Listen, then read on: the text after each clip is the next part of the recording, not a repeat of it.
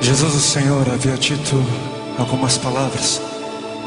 E na sequência, no Evangelho segundo João, no capítulo 6, versículo 60, nós lemos: ao ouvirem isso, ao ouvirem as suas palavras, muitos dos seus discípulos disseram: dura é essa palavra, quem consegue ouvi-la? Quem pode suportá-la?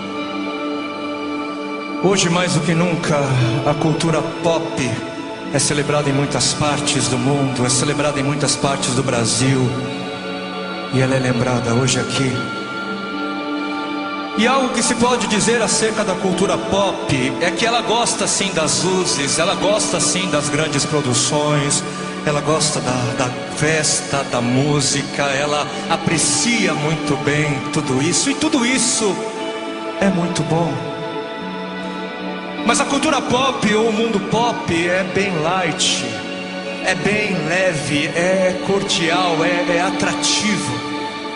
Não cabe muito bem no mundo pop falar que cristãos são torturados e mortos pela fé em Cristo Jesus ainda nos dias de hoje. Não cabe muito bem no mundo pop lembrar as pessoas de que no Nordeste brasileiro centenas de milhares de crianças são escravizadas por conta da pobreza extrema. Não cabe muito lembrar as pessoas de que nessa mesma região milhares de crianças são vendidas como coisas, como brinquedos sexuais, violentadas a troco de R$1,99 em média.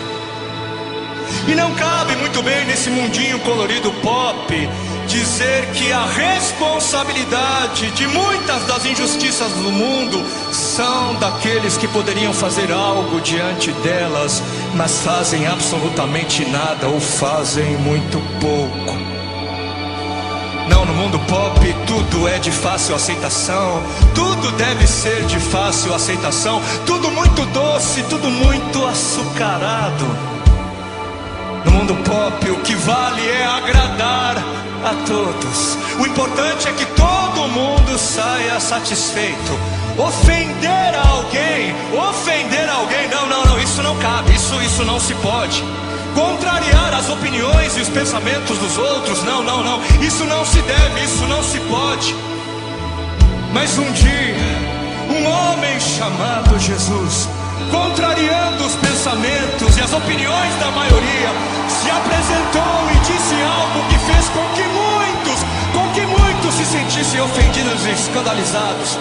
Ele disse: eu sou o caminho, eu sou a verdade, eu sou a vida. Ele disse: ninguém vai ao Pai a não ser por mim, a não ser através de mim. Ele disse: eu sou o pão da vida, o pão que dá a vida, o pão que desceu do céu. Ele disse ser o Filho de Deus, e dizendo isso mais chocante, ele disse ser Deus,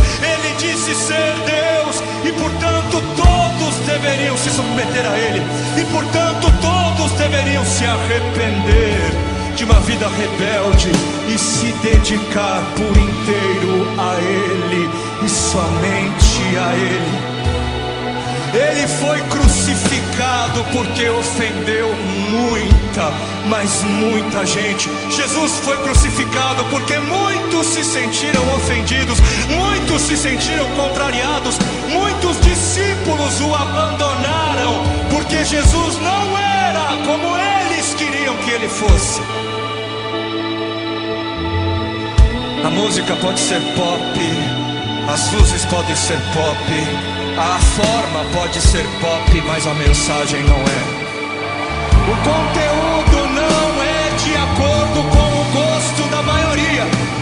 E esses discípulos do texto que acabamos de ler aqui, por acharem duras demais, por acharem ofensivas demais as palavras do Senhor, a partir dessas palavras, por causa dessas palavras, eles deixaram de seguir o Senhor. Deixaram.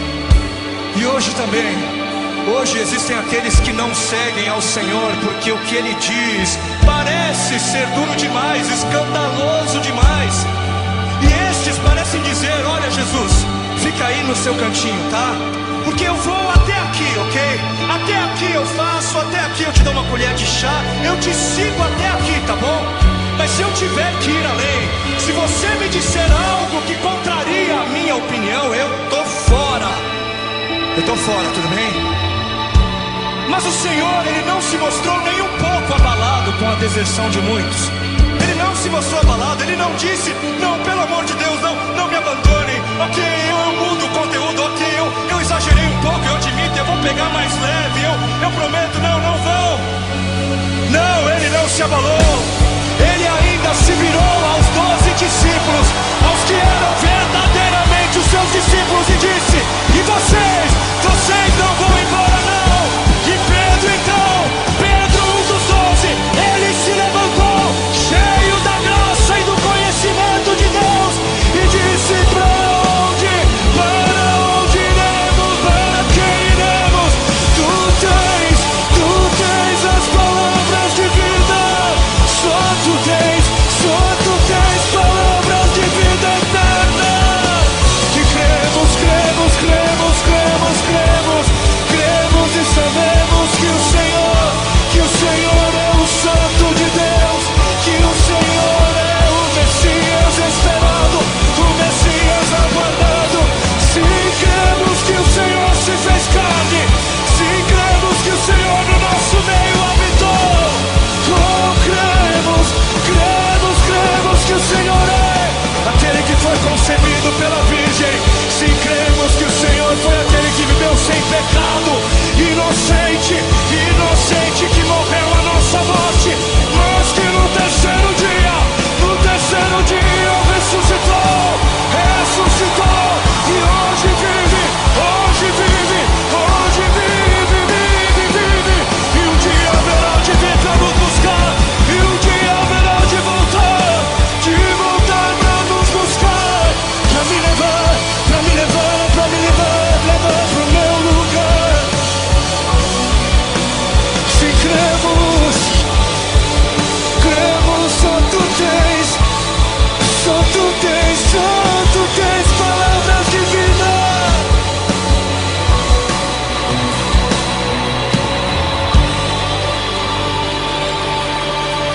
Para onde iremos? Bem-aventurados os que não se escandalizam com as palavras do Senhor. Felizes são aqueles que encontram doçura em suas palavras, porque elas são vida em eternidade.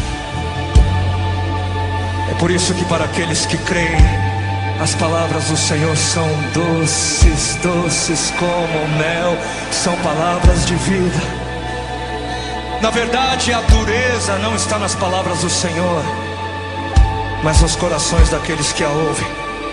Não é a palavra que é amarga, mas é a boca que a experimenta que está cheia de amargura. E com as suas palavras, o Senhor, na verdade, Ele separa aqueles que são daqueles que não são seus verdadeiros seguidores. Porque enquanto não custava nada seguir a Jesus, os falsos discípulos caminhavam com Ele.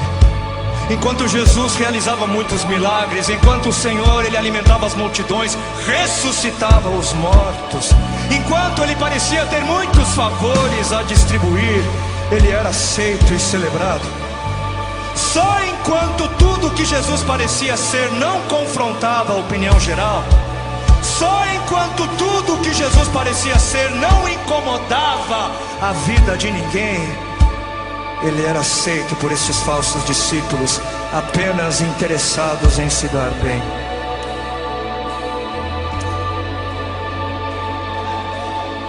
Os que creem que Ele é o Santo de Deus, os que creem que Ele é Deus, se interessam por aquilo que Ele tem a dizer, e não se ofendem, não se escandalizam e se submetem,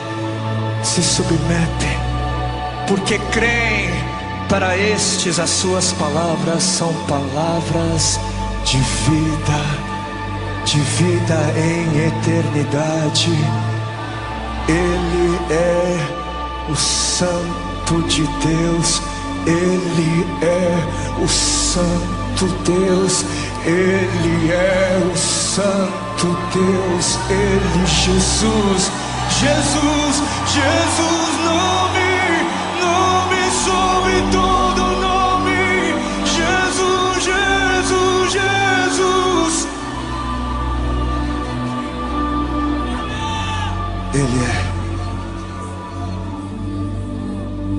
Ele é o Santo.